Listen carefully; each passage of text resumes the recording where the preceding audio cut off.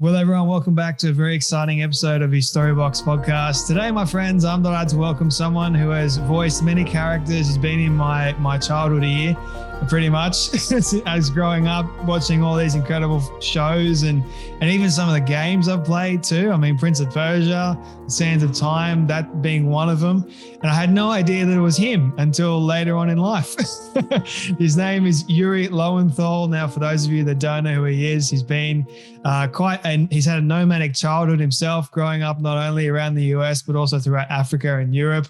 After a brief stint in the Japanese government, with the Japanese government too, Yuri turned to acting full time. And after half a dozen years in New York City, relocated to Los Angeles, which is where he is right now. And he has his own production company, which I believe he started with his wife, Tara, who is also a voice talented actress, which is pretty cool too.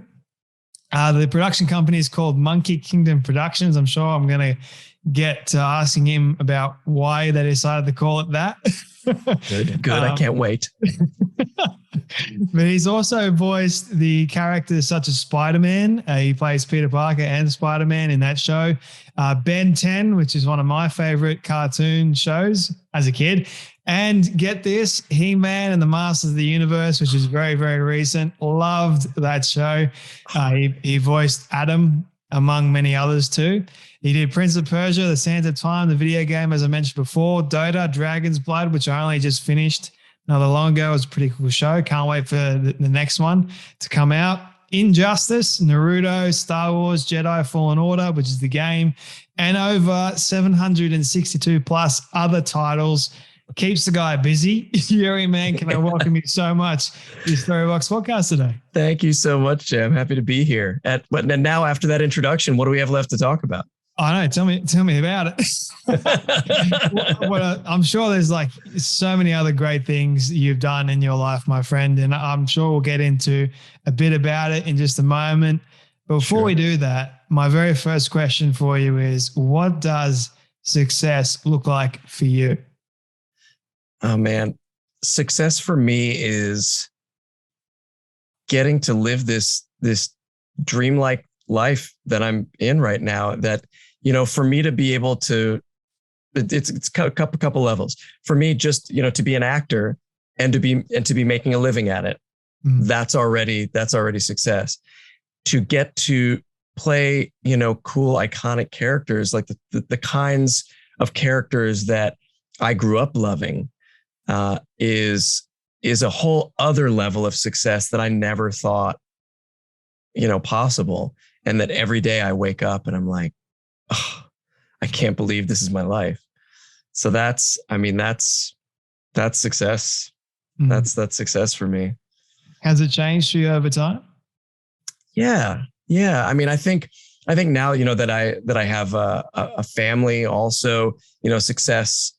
Once upon a time, I was willing to just work all the time, to push for success. And now I want to spend some of that time, with my family, and we want to travel. And I mean, we love traveling, and with the pandemic, it's been hard. So we're trying to get back to that. But it does look different, at this point in my life. But I still feel successful. There are some days when I'm like, how do you get better than Spider-Man, And then, of course, immediately after that, I'm like, oh yeah, but I'd love to do this, and I'd love to do that, and I'd love to do this other thing. So I think that success for me is not arriving at a place that's the end. It's just, as long as I'm happy doing this and I can make a living and just keep living this life. Did you ever see yourself being a voice actor? No. I certainly didn't grow up thinking that I was going to be an actor at all. I mean, I loved movies and I loved cartoons and I loved a lot of the same things I love now. But I never thought that was a job that I could ever get. And then I fell in love with acting in high school. And even then, I don't think I thought that. I just thought it'd be something that I'd have fun doing. I didn't think that I could make a career at it until I realized that I loved it more than anything else. And so, like you said, I was 2 years of working for the Japanese government, and every spare moment of my time that I wasn't at the office, I was acting. and trying to find more ways to do that. And I thought to myself, man, I don't want to look back in 30 years and say, you know, a dead end bureaucratic, you know, government job and say, oh, that was that. You know, I remember I used to have fun doing that. I wonder if I ever could have done that. Mm-hmm. And so I thought, you know, the government work will be here. If I leave it now and come back, it'll always be here. And that's when I left and went back to the States, to New York and then Los Angeles to pursue that. And thankfully I haven't had to look back. Do you remember your first gig as a voice actor? I want to say my first gig, or one of my first gigs, was I don't know if there used to be these things called CD-ROMs. I don't know if you remember them. Yeah, I do. I remember the floppy disk, believe it or not. Right. Okay. Fair enough. But it was for a CD-ROM that if you bought a giant 2-liter bottle of 7-Up soda, there was a CD-ROM attached to it. It had a little game. You know, you could put it into your computer at home, and there was this game, and I was the voice of the game. And I think that's the first one that I remember. Right about the same time, I think I might have gotten my first job dubbing Japanese anime. But so right about one of those or the other was my first, I think. Can you speak Japanese? I actually do speak Japanese. It's not something that you need to do. It's not a prerequisite for doing this kind of work. In fact, I would argue that most of the people that I know who do this don't speak Japanese. But it does help a little bit, I would say. It was just something that, you know, that I was into and that I loved. I thought I would go into international relations early on, and till I took this turn, and I loved Japan, and so I'd been studying the language. But yeah, it's funny how it indirectly maybe led me here, you know. Yeah, 100%, man. Do you speak any other languages at all, or just Japanese? I do. My dad was in the foreign service, and so we traveled a lot. I grew up in West Africa. I went to a French private school there, so I speak French. My mom is originally from Austria, and so all her family speak German. My German used to be good, and now it's not, because I never get a chance to use it. But my French and my Japanese are still pretty good. I've always wanted to learn French, Spanish, and German. Yeah. But I've never been good at language at all. I still struggle with English, believe it or not. Yeah, fair enough. I've started also, you know, just sort of messing around with other languages in Duolingo, that app for language learning. It's fun, and it's always on my phone. And, you know, rather than hopping on Twitter or whatever, I can, you know, learn languages. I'll probably end up doing that too. I wasn't so good at it, man. Like I really, really struggled. And yeah. I think with my Australian accent and the way I pronounce certain words, it makes a lot of people laugh.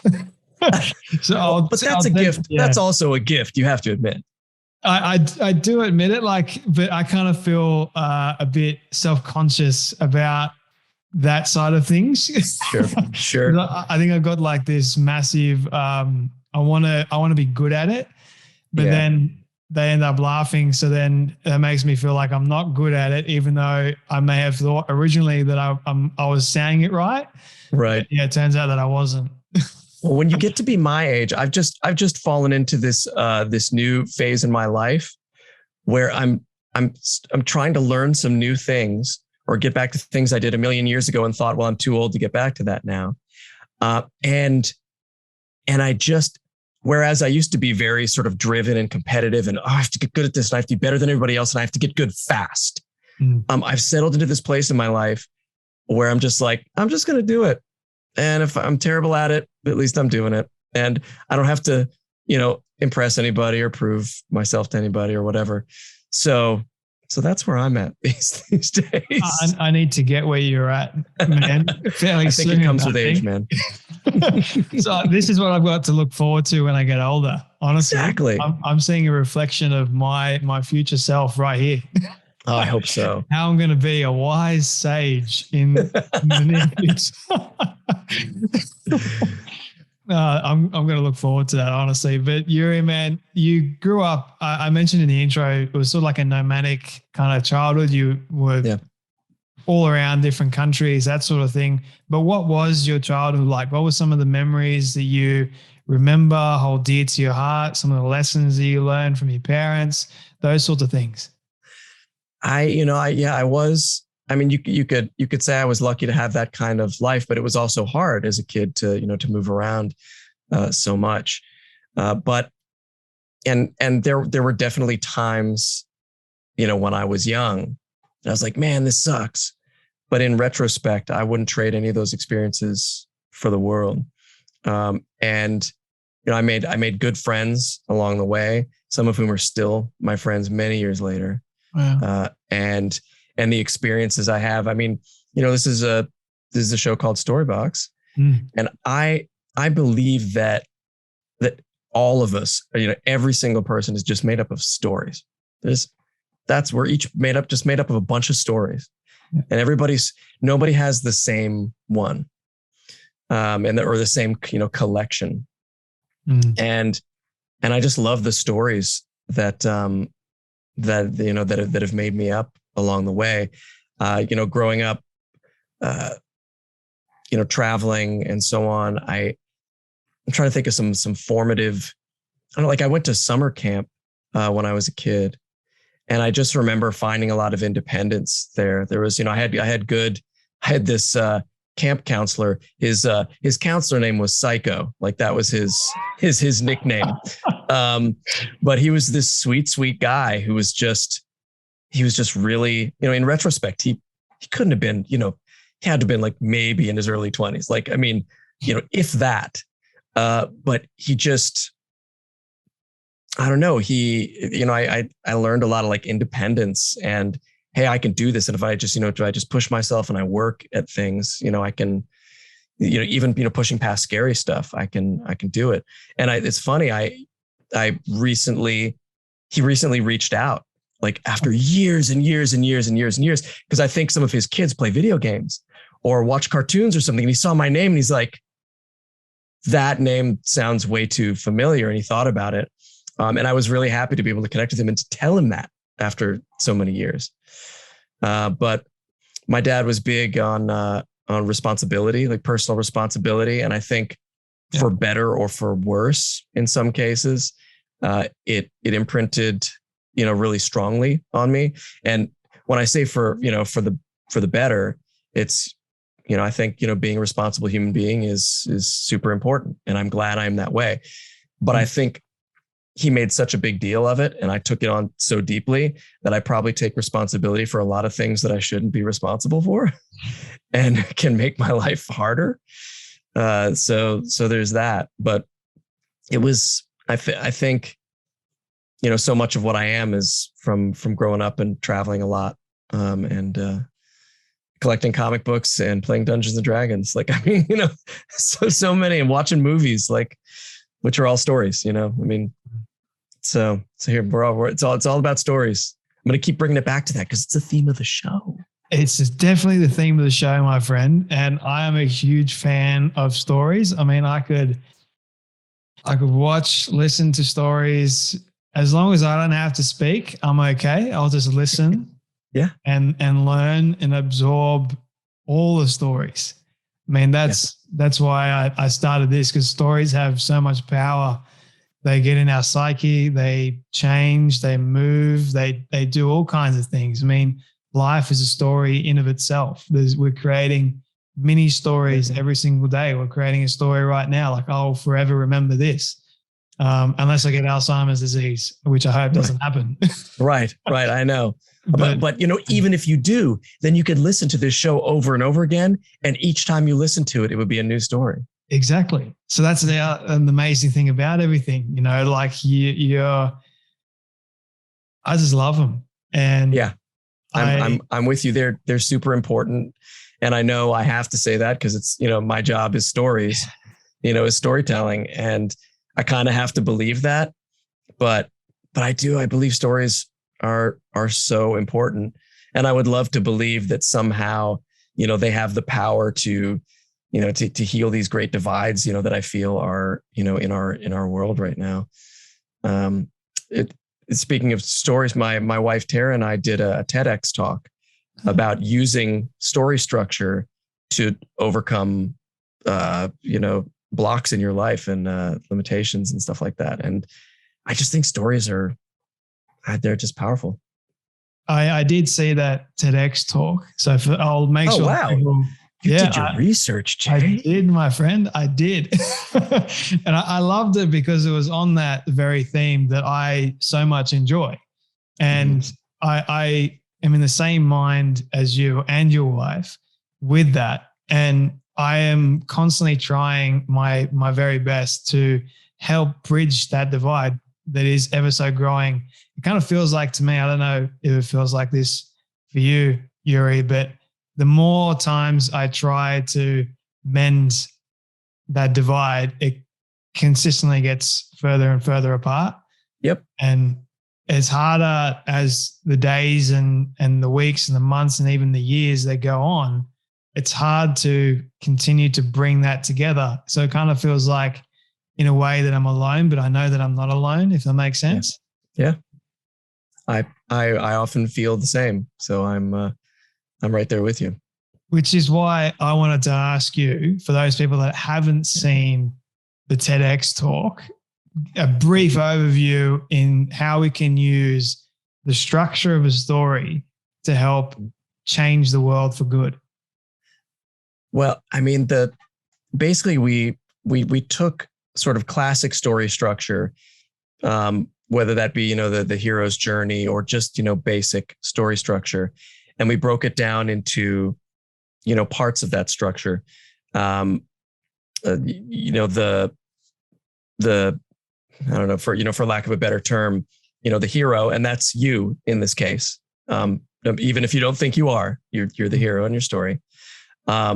Starting off in a place where something changes, and you can either stay where you are, or you can push past that to begin this journey. It's going to go up and down. You're going to run into problems. You're going to need to seek help from other people to get through. And then, you can get the right when it feels like it's at its lowest point. If you can push through and take all the things that you've learned along the way, you can get through to the other side of that, and you come out of that changed. And this is sort of a classic, story structure for so many stories, whether it's a, action movie or a romantic comedy or a fantasy or whatever it is. And I think that because I believe that, we're all just made up of stories, and, our lives are stories, that if you're ever feeling stuck, you can look at that story structure and kind of find out, hey, where am I in my story? Let me see. Well, this is the part and where this happens. This is the part. Do any of those things remind me of what's going on right now? And the great thing about it is you don't have to be right. Like, it's not a, you better pick the right place you are in that story and the story structure. Otherwise it's not going to work. It doesn't matter. All it does is it gets you thinking about where you've come from, where you're going, what you've got going on right now. And using that sort of next step in the story structure to see what might be the next step for you, and maybe trying that. So yeah, we were Tara and I, we're really happy that we were approached to do the talk, because we had been bouncing around those ideas in our head and we didn't know what to do with them. And then it was the perfect place to really sort of dig deep, and even for us to figure out, what the hell we were thinking, and, what we might be talking about. So yeah, I recommend if what I just said excites anybody listening, I think if you just Google TEDx and my name, and I'm sure it'll come up. I'll make sure everyone can find it so they can watch it 100%, because it's definitely worth their time. But Yuri, man, how long have you been in this profession for? How long have you been doing voice acting? I'm just crossing my 20-year mark. Wow. Yeah. I mean, now you could say I started acting in my last year of high school or maybe in college, but I didn't make the leap to try to go out there and do it professionally until after I left that government job. So I moved to New York, and I was just doing a lot of, off Broadway theater, experimental black box theater, weird plays and classic plays, and I wasn't making a dime. In fact, it was probably costing me money, but I loved it. I loved it so much, and so that was like 6 years in New York of doing that before I moved out to Los Angeles with my wife. She wasn't my wife when we moved out. We got married on the way out, which I know you know the story at this point. So I guess I sort of count it as, I've been doing this so that, if you tack those 6 years on, it can be 26 years, but I don't really consider it having become a career until we were starting to make money at it. And then even in the beginning, when it wasn't enough to just live on that, we had to sort of do side jobs as well. It still felt like we were headed in the right direction. That was almost exactly 20 years ago, I think. How does one create an iconic voice that one remembers for a very, very long time? Like, has it been challenging for you with each character you get to form a new style for that character, or is it become easier for you as the years go on? I've been lucky to get paired up with really good writers. And when the writing is really good, my job becomes very easy. And I don't have to think very much about, oh God, how am I going to distinguish this from the last character that I played, who was also kind of like this, in some cases. And I've come to trust that if, the writing is there, that I won't have to, that it'll be, specific enough in its own way that it won't be like anything else that I've done. You can see similarities. And if you just, listen to just clips of my voices from a bunch of different things, you would arguably you would say, oh, he's just the same voice every time. He doesn't, change his voice so much.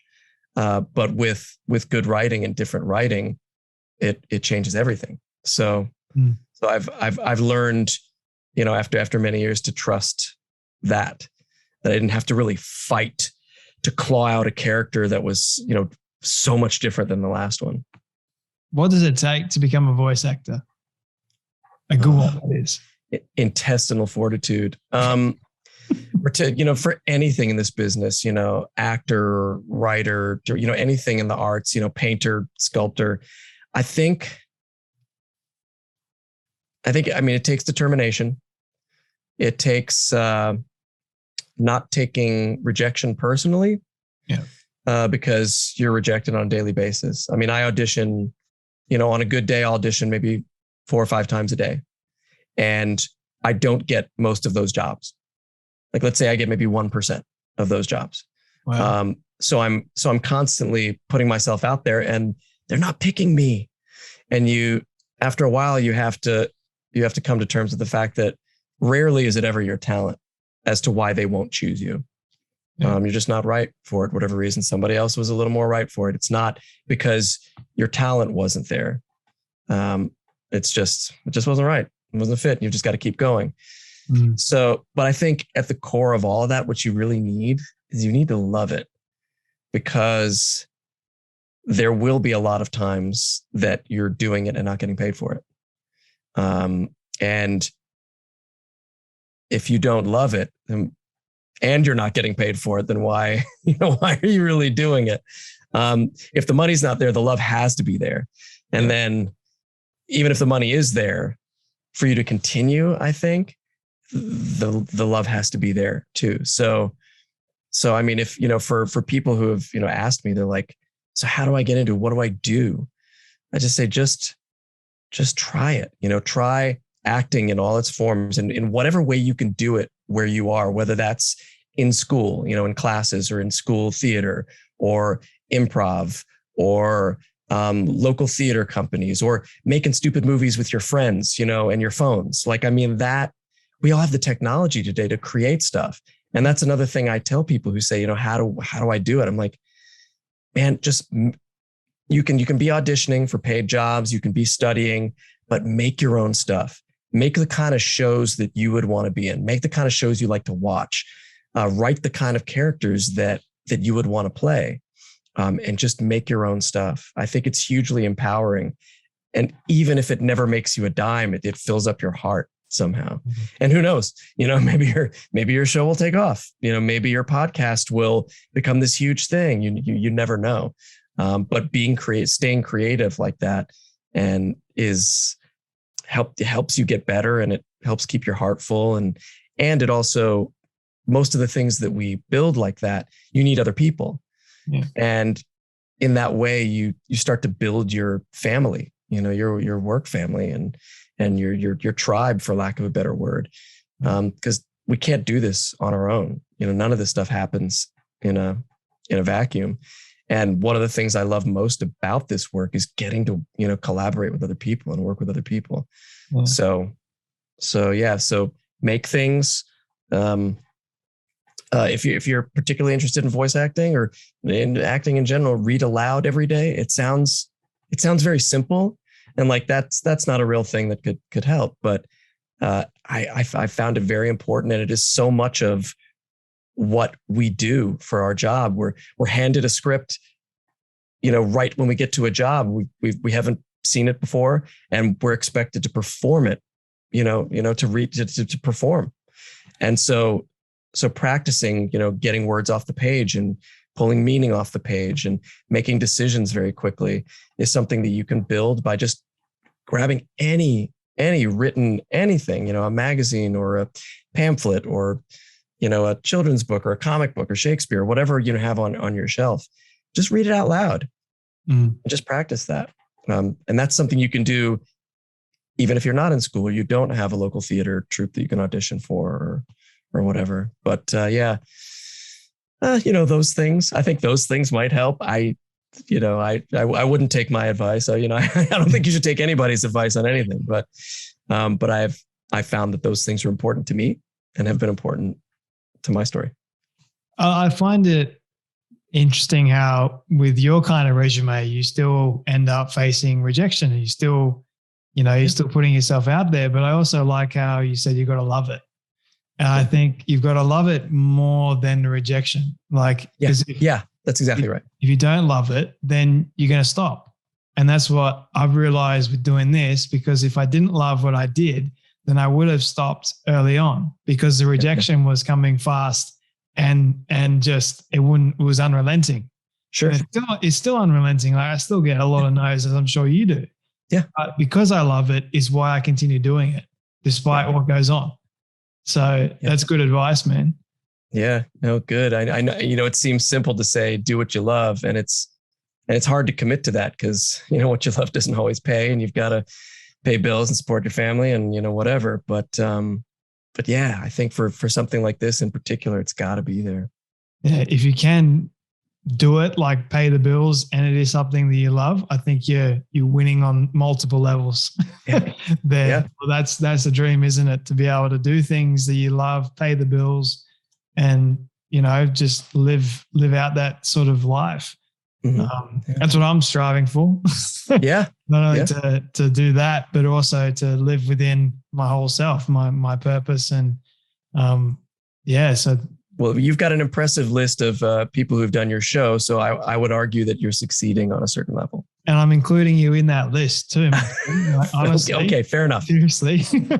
But you've faced a lot of rejection. You've voiced some of the more well-known characters in animation and, video games, that sort of thing, for a lot of people to recognize. Like a lot of people would be listening to you right now and say, hey, I know that voice.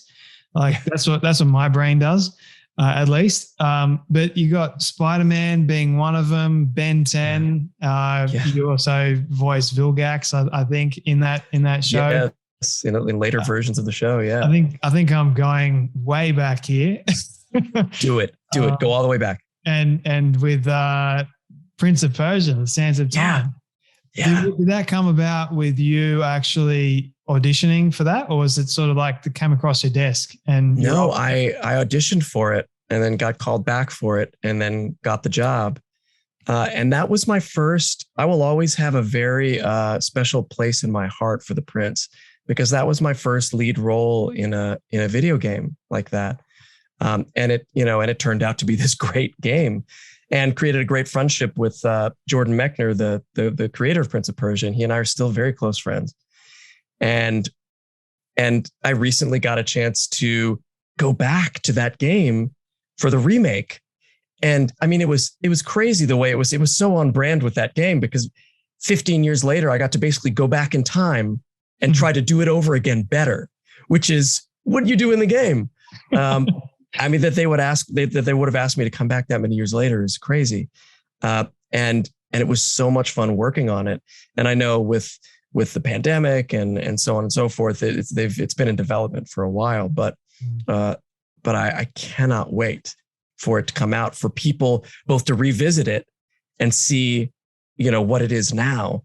And then for people who, were, much younger, who didn't play it, to experience it for the first time and see what their experience is, because it is still very, very near and dear to my heart. And it was fun to get to go back. And the first time that we did it, it was all animated. Yeah. There was no motion capture, performance capture, but for this go round, we got to go in and do full performance capture because that's where the technology was. So it was getting to do it again on a higher level. I don't know. I cannot wait to see it myself. And of course, selfishly, and then of course for people to play it. Prince of Persia was one of the first games that I played and loved. And it kind of pissed me off at the same time because it was so damn hard. Yeah. Yep. And then especially at the end. Yeah. The ending killed me, man. I think I gave up at the end. Yeah. To be honest. I think you're not the only person to say that. And I may be wrong on this, but I think when they're doing the remake is basically the same stuff, but they did take into account certain playability things, certain mechanics, and certain comments from people over the years. And I think they're trying to fix a lot of that stuff. So we'll make it better. Yeah. Maybe you'll finish it this time. Yeah, we'll see. Yeah. One can only hope, right? Honestly. Yeah. But, to finish off this conversation, Yuri, I really do appreciate your time and your story as well. But I wanted to touch on some of the failures, some of the mistakes you might have made that you're comfortable with sharing with my audience. What have been some low points in your life that have taught you about life and given you a new perspective?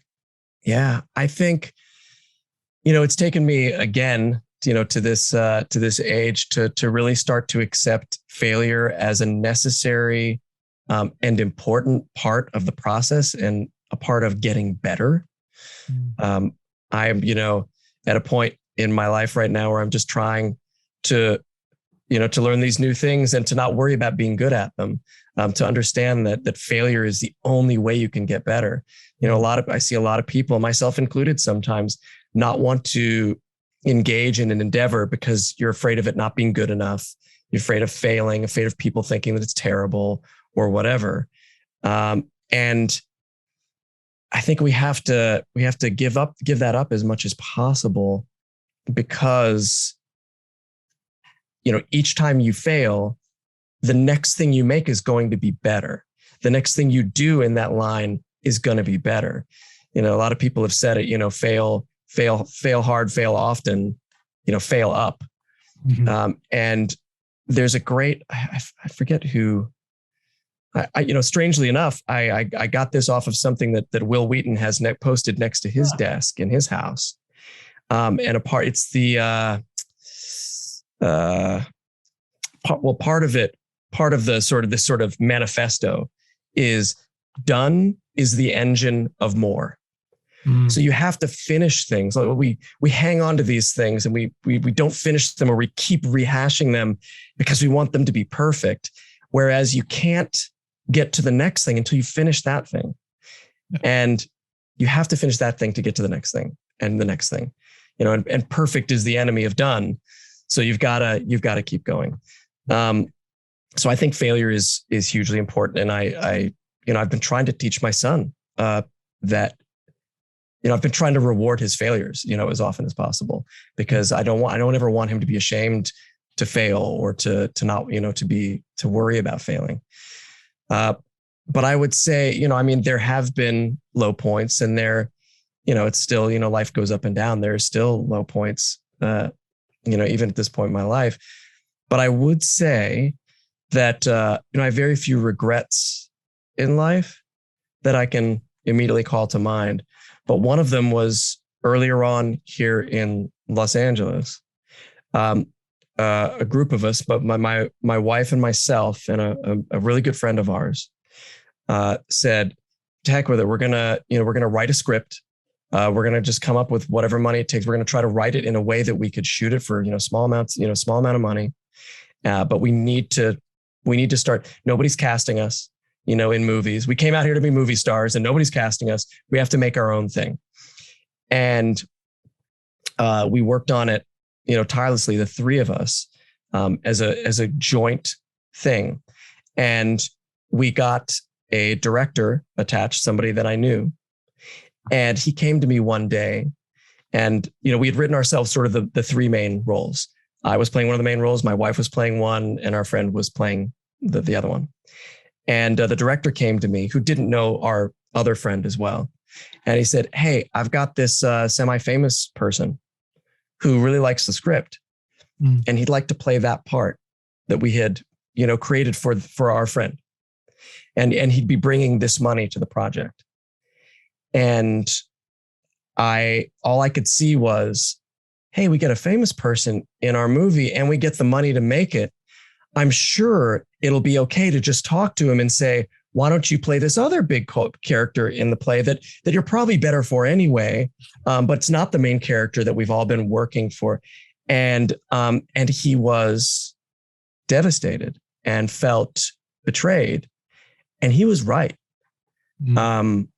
And I will always regret thinking that it was more important that relationship, and that trying to convince him that what we had put together needed to be changed so we could do this, and that he was to take, more of a back seat. It forever altered our friendship. We talk nowadays, and he's left the business, and hopefully it wasn't because of me. But I will always regret reaching for the money and the famous person over a friend, over a relationship. Yeah. And I did what I could to. It became very clear, very, very fast that it was the wrong decision, but it was out there, it was broken, and I couldn't fix it. And I will always regret having made that decision. But I guess I learned that, the friends and the people that we work with and the family that we build are more important than any one thing or any money. That's, if there's a lesson to be learned, I think that's it. And I've tried not to make that same mistake twice. It's a powerful lesson, man. Honestly. Yeah. Thank you for sharing that, by the way. Of course. I know it's never an easy thing to do, to get that kind of vulnerable and share those things with a wide audience. I think that's the first time I've told that story. Thanks for pulling it out of me, Jay. No, thank you so much for being willing to share it. I learned a lot from it. So, I'm grateful for that. But 2 final questions for you, my friend. What do you love the most about yourself and your story?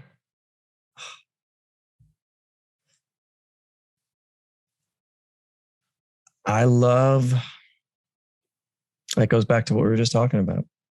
I love the group of people that I have in my life. They're the most important. My friends and my family are my absolute greatest treasures, and the things that bring me the most joy in life. And I would like to believe there's something about me that attracted those people. But that's what I love most about my life. And that's hard. You're talking to, that's asking me what I love about myself is a hard question. I always fight that question. Same here. Yeah. So you understand. I've got, and it's a problem. We should love ourselves. I don't know. I guess. I don't know. I don't know. I guess. I don't know. Just my relentlessness. I don't know. Even these days when I don't feel quite as relentless as when I was younger. when I've sort of settled into sort of a more comfortable part of my life. But back to story structure, I'm in the comfortable part. I should probably, there are probably some places to push through, but I would say my relentlessness to get to, get to the things that I love. There's a Japanese saying that I love, which is chototsumoshin, which means charging ahead relentlessly like a wild boar, which is also my Chinese zodiac sign is the boar.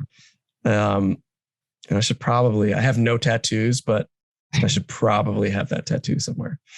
But yeah, relentlessness, I guess if I had to pick one in this moment, I'm sure it would change if you let me think for 5 more minutes, but I know you don't want your listeners don't want just like dead silence with me hemming and hawing, trying to figure things out, trying to figure my life out. It'll get them thinking too. Like it gives them time to actually think on that question for themselves.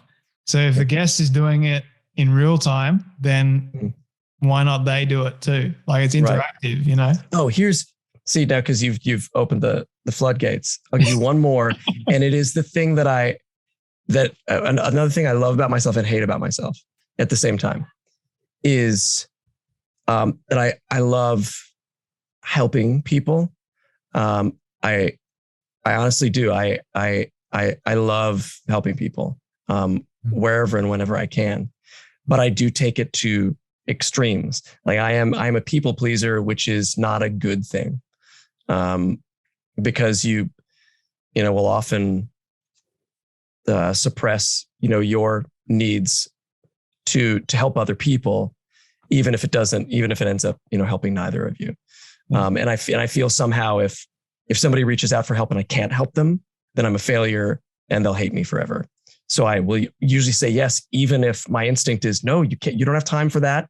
And you promised your son you would do this thing. Really? You're going to go and help this, this person you don't even really know that well, but they've reached out to you. And so on one hand, I love how, helping people makes me feel, and I love doing it. And yet I know that sometimes I can do it to a fault, and it helps neither of us in that moment.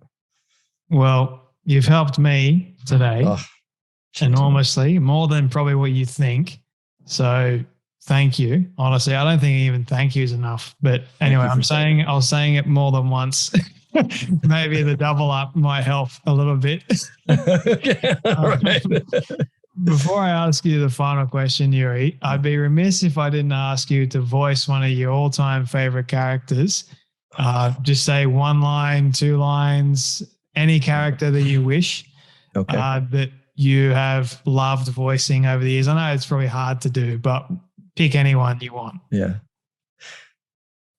Some people think time is like a river that flows swift and sure in one direction. But I have seen the face of time, and I can tell you they are wrong. Time is an ocean in a storm.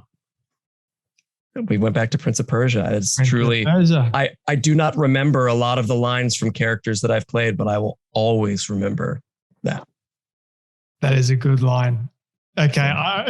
I could have ended off the conversation with that. I probably should have, actually. That would have been a great thing. You can still cut it there if you want to. This is my all-time favorite question, my friend, that I ask everyone at the end of all my conversations. It is a hypothetical one, but I want you to imagine with me for a moment that you've been able to reach the age of 100. All your friends and your family have decided to put together a film for you of everything you've ever said and everything you've ever done. Don't ask me how in the world they got it all. We'll call it magic for the sake of argument. But they've been able to get it and show it to you on your 100th birthday. What do you want that film to say and to show about your life? That I had good friends. And if they made that movie, then I did. It's a good send-off message. Thank you so much, Yuri, for your time, your energy, just everything, man. It's a lot of fun, but thank you so much for joining me on the Storybox podcast. Thanks. If the opportunity ever arises again where you would talk to a person, where you would have somebody on more than once, I would like you to consider me.